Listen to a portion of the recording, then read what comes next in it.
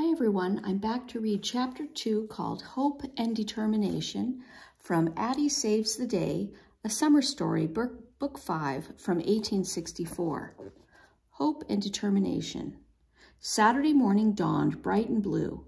Addy felt hopeful as she walked along between Mama and Papa. They were all dressed in their Sunday best in honor of the Grand Review. Before they went to the parade, they were going to the Quaker meeting hall to deliver their letter. Outside the meeting hall, Papa took off his hat and checked to be sure the letter was safe in his coat pocket. They went inside and walked to the small room in the back of the hall where the Quaker Aid Society had its office. "Good morning," a pleasant voice called to them. It was Mr. Cooper, who had helped them on other visits, his face beaming with a smile. Addy smiled back at him. She liked Mr. Cooper. He was a little man with thick curly blonde hair and a kind manner. "It's good to see you all again," Mr. Cooper said. "How are you?" "We just fine," answered Mama. "We hoping for some good news about our family." "Did anybody answer our last letter?" Addy asked brightly. "I'm afraid not," Mr. Cooper said. "But these things take time, you know." "We've been finding that out," Papa said. "This waiting and not knowing is trying my patience." Mr. Cooper looked sorry. "It breaks my heart knowing so many families are divided," he said. "I wish I could do more to help. Just this week, 30 people have come looking for help finding their families. I know some of them will never be reunited." Mr. Cooper shook his head. "Yesterday, a young man stopped by who has been coming here for months trying to find his mother. And just the day before, I had gotten word that his mother had passed away, and I had to tell him that." Addy felt her throat tighten. She didn't want to think about her family getting news as bad as that. She was glad to hear Papa say in a sure voice, "I tell you what, Mr. Cooper, my family can't give up hope. Hope is all we got." "Hope and determination," said Mr. Cooper. He took the letter from Papa and smiled at Addy. "That's 2 good things you got working for you, Mr. Walker." From the Quaker meeting hall, it was a short walk to the parade route. Addy and her parents joined thousands of people already lining the street under banners that swooped from buildings to building. Addy had never seen such huge American flags or so much red, white, and blue bunting. It seemed to her that there were more people in the streets now than there had been the night the war ended. The sidewalks were so crowded that some boys had climbed to the top of the light poles to get a good view of the parade. The sounds of clashing cymbals, booming drums, and brassy horns burst through the air. Addy liked the way the music sounded, so strong and proud. Though she could hear the music, she couldn't see the musicians or the marching soldiers. She stood on tiptoe trying to see over the people, but the crowd formed a wall taller than she was.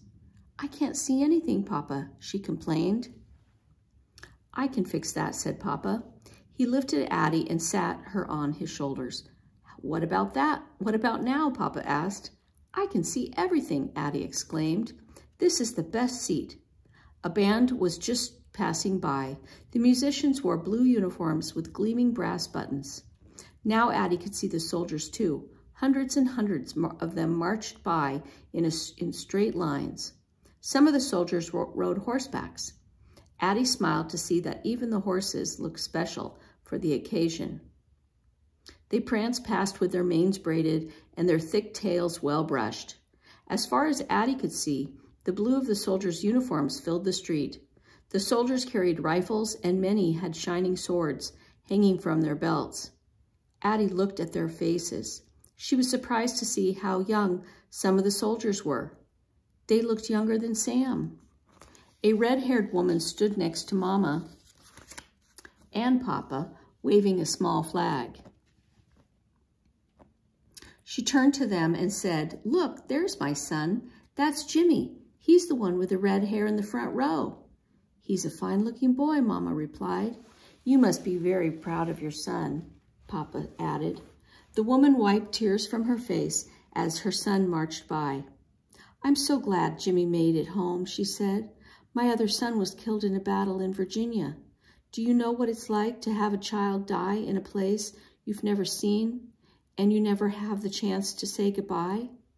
"We understand your feelings," Papa said kindly. "There ain't no greater pain than losing a child." The woman's story made Addy think of Sam. He had wanted so badly to be a soldier. Had he become one? Would he ever come marching home, proud and tall like these soldiers? As Addy watched the blue sea of troops flowing down the street, she felt tears fill her eyes. If Sam had managed to escape from slavery and become a soldier, he could be dead, as they wouldn't even know it.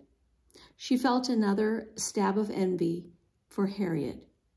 Addy tried to put the worried and jealous thoughts out of her mind, but they were like stubborn weeds that refused to be uprooted. The next morning, Addy sat between Mama and her friend Sarah in the women's section of Trinity AME Church.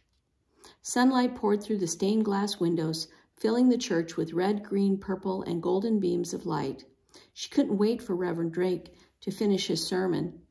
After church, she and her parents were going to work in the garden. Addy squirmed with impatience. Mama put her arm around Addy and whispered, "Be still now, honey." Addy stopped squirming. She settled back in the pew close to Sarah and gazed at the beautiful rays of light while Reverend Drake spoke.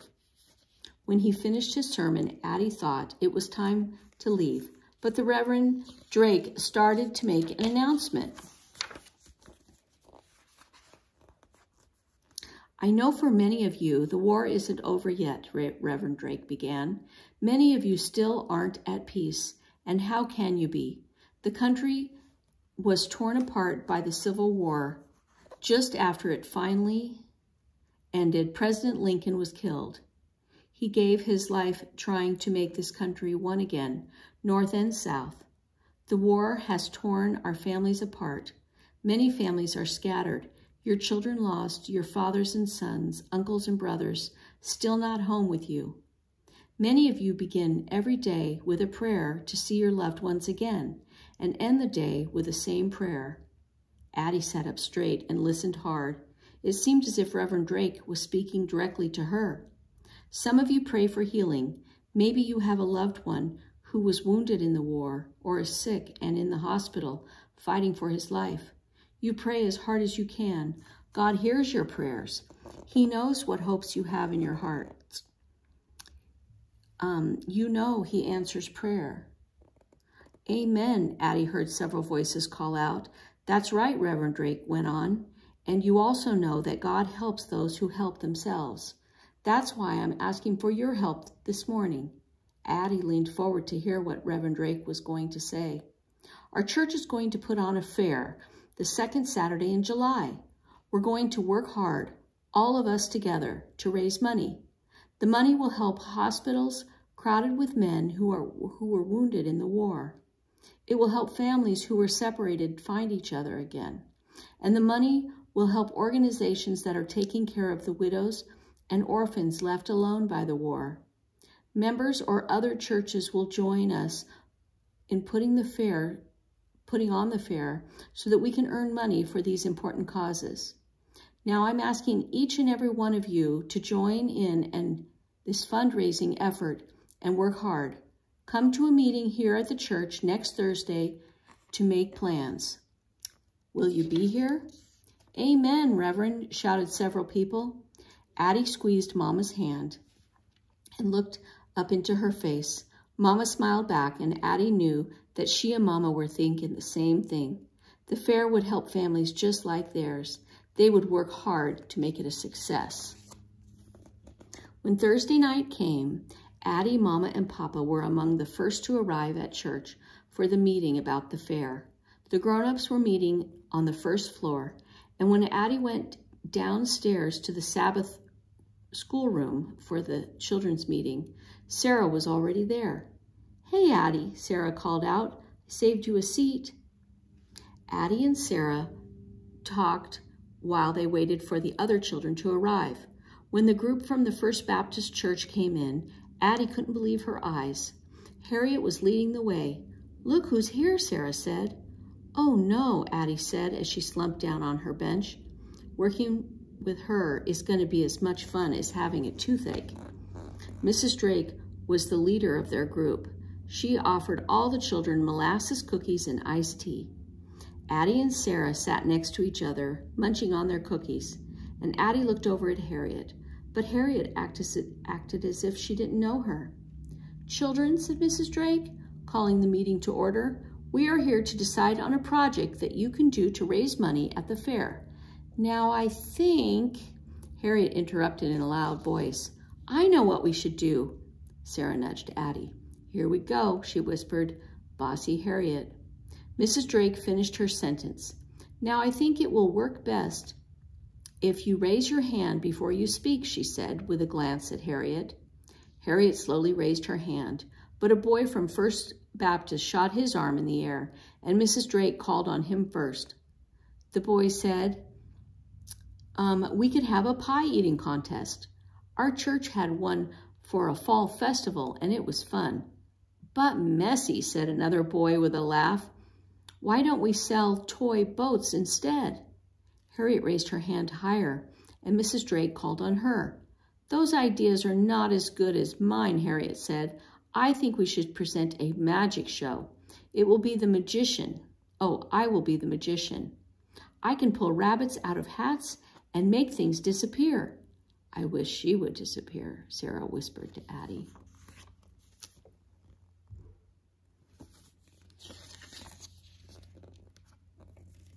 Addy hid a giggle behind her hand. She thought hard while Harriet talked on about the magic show, telling the group how much they should charge for tickets, how many tickets they'd sell, and how much money they would make. "Well," Harriet interrupted Mrs. Drake, "thank you. You certainly are fast at adding up figures. But does anyone else have a suggestion for a project?" Addy raised her hand and spoke. "We could make spool puppets," she said. "My papa showed me how to make them. They're real easy, and I could get free spools from the dress shop where my mama worked." "Sounds good," said Sarah. "I think so too," said the boy who had suggested the pie-eating contest. All the other children liked Addy's idea too, except Harriet. "Puppets, how boring," she said. "A magic show would be much better and much more fun." "Spool puppets is lots of fun," said Addy. "You can make them move and dance around." Suddenly, Addy had an inspiration. "I know. Maybe my papa could even make a little stage, and we could put on a puppet show at the fair. We could tell jokes and riddles, and then everybody would see how much fun puppets is, and they'd buy them." "I think that's a splendid idea," Mrs. Drake said. "How many of you agree?" Everyone's hand went up, except Harriet's. "Well then," said Mrs. Drake, "I think we've decided. We'll make spool puppets and put on a show with them. Let's meet here a week from today to start making our puppets." The children agreed and stood up to leave. Addy caught Harriet's eye and smiled smugly. Harriet made a face, but Addy didn't care. Her idea had won over Harriet's. On the way home from the meeting, Addy held Mama's hand and listened while Mama and Papa talked about the projects the grown-ups were going to do for the fair. "The woman had a real nice meeting," said Mama. "We're going to bake pies and sell and make quilts to raffle. I said I'd bring some seedlings from the garden." All the women thought they'd sell well. "That's a good idea," said Papa. "The men going to build all the booths for the fair. And Deacon Martin got a peanut wagon, and he said he'll supply free roasted peanuts for us to sell. I said I'd make slide whistles for you kids to sell." Papa turned to Addy. "What's your group doing, honey?" he asked. "Since we left church, you've been bubbling over like a pot of hot milk. I know you got something you want to tell." Addy smiled. "We had the best meeting. We're making spool puppets." She turned to Mama. "Can you get us empty spools from the shop?" "I sure can," she answered Mama. "Good," said Addy. "And Papa, could you build a puppet stage? We want to put on a puppet show so people can see how the puppets move." "I can do that," Papa said. "Thank you," said Addy. "The puppets and the show were my idea, Everybody except that snotty Harriet liked my idea. She was so jealous that my idea beat hers. And when she hears you making slide whistles too, Papa, she gonna have another fit. Mama and Papa were quiet. Then Papa said, "You disappointing me with that boastful pride, Addy. You know the fair isn't a contest." Addy felt a flush of shame spread over her face. Mama said, "I know you and Harriet hit it off like a dog and a cat, but you work together now. This is your chance to make peace with each other." "I'm sorry I said what I did," Addy replied.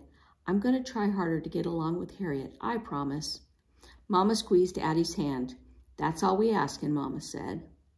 That night, after Addy got ready for bed, Papa said, "Come here, Addy. Me and your Mama need to talk to you about something." Addy didn't like the tone of Papa's voice. It sounded as if he might have had some bad news to tell. He and Mama were sitting at the table. The lamp was lit, casting huge shadows in the room. Addy went over to them and asked in a worried voice, "What's wrong?" "Nothing," Papa said. "It's just that me and your Mama changed our plans for me to go back to the plantation to get Esther. I don't have to wait until we sell our vegetables. Reverend Drake said the church give me a part of the money earned at the fair to help me on my trip. So I'm going in 3 weeks, right after the fair." Addy threw her arms around Papa, almost knocking him off his chair. She kissed him on the cheek. "Oh, Papa, Papa," she exclaimed. "It's the best news I ever heard." She sat down on his lap, and Mama said, "You know your Papa been anxious to go. We figure now that we have the garden planted, you and I can take care of it and harvest the vegetables to sell them. We'll need money while Papa's away and not working, and Papa's boss say he'll hold Papa's job for him while he's gone." "Well, he ain't exactly promised me my job back," Papa said. "He say if he got work when I get back, he'll take me on again. If not, I'm back where I started, looking for a carpenter job." "Well, some bosses wouldn't even do that much," Mama said. Addy was excited by the idea of Papa going to get Esther, but worries began to fill her mind. Wasn't it dangerous for Papa to go back to the plantation? When Master Stevens owned them, he could do whatever he wanted to them. Wouldn't Master Stevens be angry at Papa because he and Mama had run away? Addy hugged Papa closer. "Ain't you scared to go back, Papa?" she asked. "Ain't you scared of Master Stevens?" "He ain't our master no more," Papa answered, "and I ain't scared of him. But I'm sure he's still got guns and whips and them mean dogs, too," Addy said, shivering. Papa drew back so Addy could see his face. "Listen to me," he said. "Slavery is over, and ain't no man gonna stop me from getting my family." Addy looked deep into Papa's dark eyes. They looked calm and peaceful. "Is there anything I can do, Papa?" she asked. "I'll do anything to help." "Keep on working in the garden," Papa said. "Don't let the weeds grow back. And something else, too." He held Addy close in his arms. "Try not to trouble your heart with worry." "Come on now, Addy," Mama said. "You need to get to bed." Addy gave Mama and Papa goodnight kisses. They stayed at the table, talking quietly as Addy said her prayers quickly, dove into bed, and snuggled under her quilt. She held her doll, Ida Bean, close to her. Slowly, slowly, the gentle, peaceful sound of their voices carried her off to sleep. All right, and that was the end of Chapter 2, and next time we'll read Chapter 3.